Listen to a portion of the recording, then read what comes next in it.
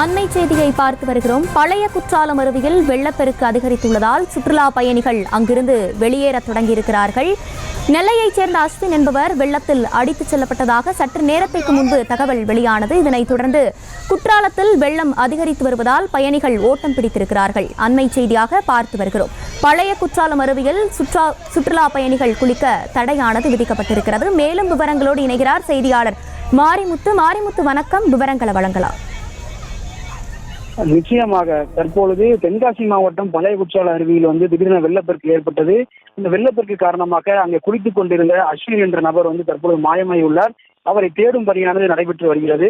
இந்த நிலையில் வெள்ளப்பெருக்கு ஏற்படும் போது குளித்துக் கொண்டிருந்த சுற்றுலா பயணிகள் அங்கிருந்து வேகமாக ஓடும் காட்சியான தற்பொழுது வெளியாகி பரபரப்பை ஏற்படுத்தியுள்ளது.